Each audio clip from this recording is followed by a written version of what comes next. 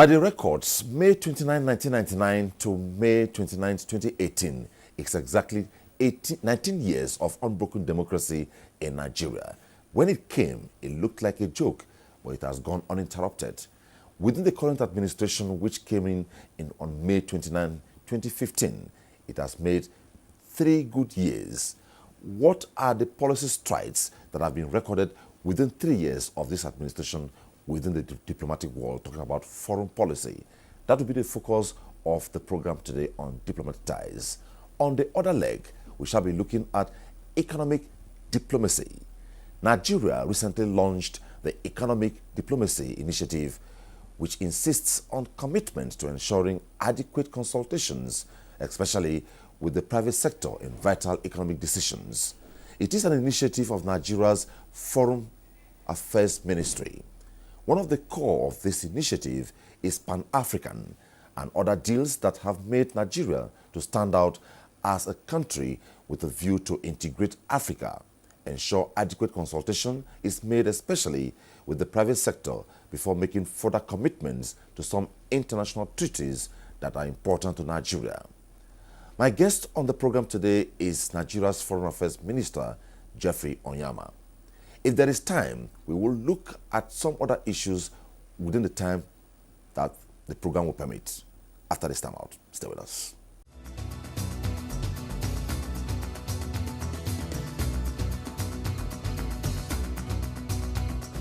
Welcome to Diplomatic Ties. And we're doing our best to make it as convenient and easy as possible for prospective students. What we can do is just support the efforts of West African countries to integrate, to organize a better regional, political and economic integration. Welcome to the program. Thank you. Diplomatic ties, building friendship and enhancing oneness among nations. Watch Diplomatic Ties on NTA International. Okay. How will you interpret this? This is a post from your Twitter handle. Corruption takes many forms and infiltrates all institutions and economic sectors. We are tackling it head-on from the foreign relations front. Yes, I mean, we've already discussed those areas. For instance, Mr. President, as champion of the anti-corruption of the AU, it's a foreign affairs initiative, and all the activities that have been planned for Mr. President within the 1 year that he's going to be the champion. In the United Nations, we're doing that, and also in our engagement with other countries. As you know, some of the there are a number of cases ongoing. There's a Malabo case in Italy, and with the U.S., our engagement with them in Dubai and lots of other countries around the world where we're doing that. And of course, internally here in Nigeria, putting in place mechanisms and strengthening institutions that are fighting corruption and making it clear that there's zero tolerance for corruption in our country. Well, I know you have a lot of MOUs, bilaterals you have signed with so many countries, meetings since 2015 to now. Will you say so far within your tenure as Minister of Foreign Affairs, you have been up to speed with those that have been activated, those that were maybe somehow a bit moribund, you have activated them, the ones you embarked on during your tenure, how active are they? Maybe a quick one. Yeah, a quick one. I mean, don't forget, these MOUs are not foreign ministry MOUs. They're MOUs with different MDAs, But Nigeria and other climes. Nigeria and other climes. So, we are actually just, facilitators and intermediaries. So the activation of them involves a number of other actors. For instance, the Ministry of Justice and the MDA that has, actually signed up on that. So it's not something that's, totally within our powers, in terms of activation and signing off. But we do play a role in in sensitizing the various MDAs and encouraging them to to quickly complete the signing so that they can start, implementing. What's the image profile when you came and now of Nigeria? I think it's much better. I think it's gone up in leaps and bounds. You can see that just by the way countries and other leaders around the world are engaging with Nigeria and want to engage with Nigeria, because that's usually an indication of how valued you are, as a country. When you see other countries and leaders, they want to engage with you. They want your president to come and visit them, and everybody now is very keen for Mr. President to visit their countries. We have a long list of countries who've almost like queuing up for Mr. President to visit, or for they themselves to pay a visit to Nigeria. So that's a clear indication that they one, have respect for Nigeria and for Mr. President, and two, obviously want to engage with Nigeria, especially in the economic sphere. Some critics imagine or feel that most times the Foreign Affairs Ministry is not carried to the front burner issues concerning Nigerian nationals when they are affected negatively outside, compared to what maybe the United States, for instance, would deploy any resource to ensure that an American national is safe and healthy. Well, no, I wouldn't agree with that. There's nothing more per se that the U.S. can do. You use whatever leverage you have in cases where, your nationals are, being maltreated in other countries. We've been very, very forceful and uncompromising in protecting and seeking to protect Nigerians abroad, and in protecting their human rights and assets. And you do this through diplomatic means. I don't want to compare and contrast countries, per se, but the U.S. Also has has various challenges that they face with their nationals abroad. You've seen American nationals who've been held in a number of countries for years. But our situations are completely different. We are a country that a large number of our population migrating at different levels. Not always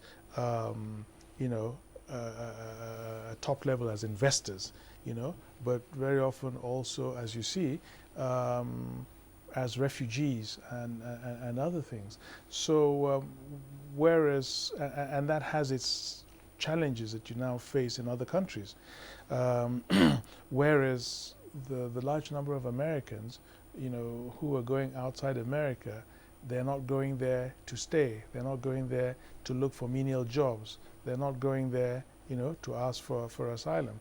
So the challenges that the government will face in respect of those nationals will be completely different. Okay, it is agreed that we have a couple of bad eggs out there, and I imagine you embark on a diplomatic mission as Nigeria's Foreign Affairs Minister to talk to this class of Nigerians on the need to be at pace with what the laws say vis-a-vis to sustain the good image of Nigeria. Imagine you're doing that now. What will we telling them? No, we tell them that, look, listen, when you go to another country that is not your own, you have to be respectful of the laws of that country, and obey those laws and comport yourself in a manner that will make your hosts also respect you. So that's what we try to tell them. But, unfortunately, the reality, is that we as a country and as successive governments really also shoulder quite a lot of the blame.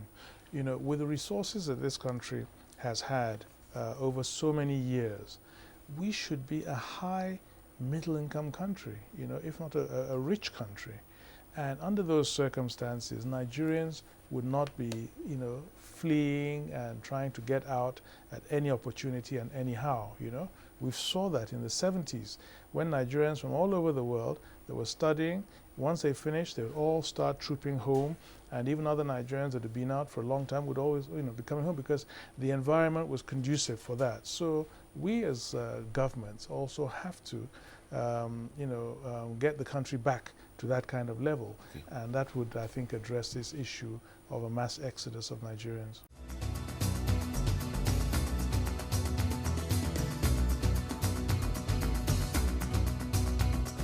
Welcome to Diplomatic Ties. And we're doing our best to make it as convenient and easy as possible for prospective students. What we can do is just support the efforts of West African countries to integrate, to organize a better regional, political and economic integration. Welcome to the program. Thank you. Diplomatic ties, building friendship and enhancing oneness among nations. Watch Diplomatic Ties on NTA International. Okay, well, this administration made 1 year, you were here. Second year, you were here. The third year, you were here. So, what will I say? How will you leap from here to the fourth year? What's your plan, in conclusion? Or your expectations? It's a work in progress. The Nigeria project is a work in progress, and to keep on at it, we have a roadmap. Mr. President has a roadmap, and it's in progress. It's improving all the time. From the perspective of inclusivity, what's your message for the youths? Inclusivity, in what sense? Well, it's an inclusive government, but Yes. the youths most times feel they are not part of I it. see what you mean. Okay, yes. No, very much so. We have, it's a priority for Mr. President. And as I said, his anti-corruption drive, the youth are going to be very prominent there. We have a ministry for youth affairs, and, we have Mr. President. Recently, you uploaded a lot of young diplomats into the Foreign Affairs Yes, Ministry. yes. And Mr. President has a special advisor on youth issues. So it's something that Mr. President believes very much in, because the youth are the future of this country, and a large percentage of our population is below the age of 30. So, and we're investing in youth. We have the Empower program, and the youth are very much a focus of that. So, so the government believes in the youth, and believes that the future is about the youth, and empowering the youth is really what is going to transform this country.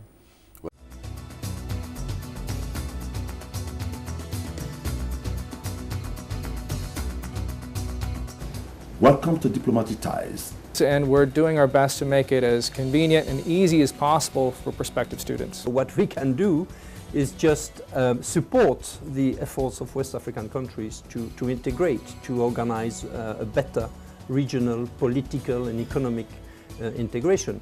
Welcome to the program. Thank you. Diplomatic ties, building friendship and enhancing oneness among nations. Watch Diplomatic Ties on NTA International. Was it useful? Well, no. Well, yes. It was useful. They obviously were informing us of their concerns and exploring the possibility of having a more efficient and effective, from their point of view, quicker a mechanism for facilitating these returns.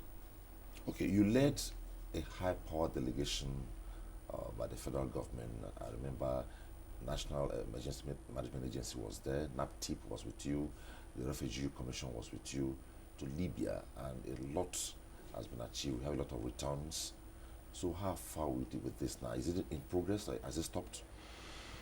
From the government side, we made some, Mr. President made some planes available, and so it was an emergency intervention, and we, evacuated a large number, almost about 5,000 at the time.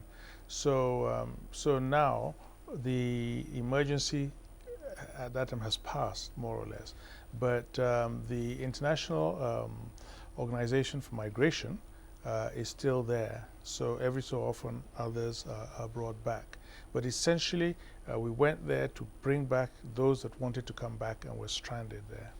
You talked about the fact that, yes, it's a point that, yes, we have bad Nigerians over there and you had a lot of cooperation. Is this cooperation still there to have an easy ride in this operation? The operation for repatriating Yes. them from Libya? Yes. Yes, well, yeah, the government was cooperative. You know, when we went there, they provided us with all the assistance and cooperation that we needed. There's still some challenges because, as you know, the recognized government does not have full control over all its territory, and so there are areas that are controlled, you know, by militant elements and rebels and so forth. So so the challenge is still there with respect to migrants who are in areas in which the government is not able to assert its authority. But the central government has been cooperative. Have you intervened in the much talked about story about converting Nigerians into slaves over there? Absolutely, of course, yes. No, we engaged the Libyan government. You know, told them it's totally unacceptable. It's not something that that we will tolerate, and that something will have to be done. And we insisted on going to the camps where they were being detained, Nigerians, and you know, to look at the conditions. And I made certain points, certain things I was not happy about in respect of those detention centers. And you know, they indicated the challenges that they were facing because, you know, it's they're also a very fragile state, actually, Libya at the moment. We also have engaged the European Union because you know, they are in a sense also funding the Libyan authorities and agencies in detaining some of these these migrants, and we were making it clear to the Europeans that we would not accept or tolerate a situation where they're essentially outsourcing, you know, the management of these migrants to Libyans. That we still believe that they have some responsibility, you know, when they prevented these migrants from entering their territory, that they should not just hand them over to Libyans, pay the Libyans without ensuring that the rights, or human rights of these migrants are maintained, and that we would hold them accountable also if we feel that you know, that they are turning a blind eye essentially to what some of these Libyan officials are doing. But, Honourable Minister, I must say congratulations, and I wish you a successful march into the 4th year of this administration. Thank you very much. So it's always nice talking with you. Nice talking to you too. Okay. Thank you so much. That's about that on Diplomatic Ties today. From the name, you know that today we had one of the core ministries that this program is focused on. We had it all: economic diplomacy, what the government is doing, and inch towards the 4th year, and there is hope. Always be guests to the program. Thanks for watching. Bye-bye.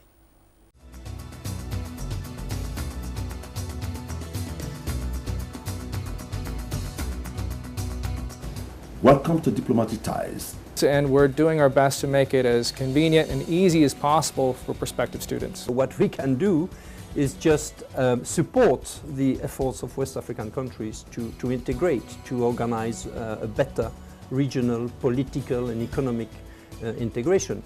Welcome to the program. Thank you. Diplomatic ties, building friendship and enhancing oneness among nations. Watch Diplomatic Ties on NTA International.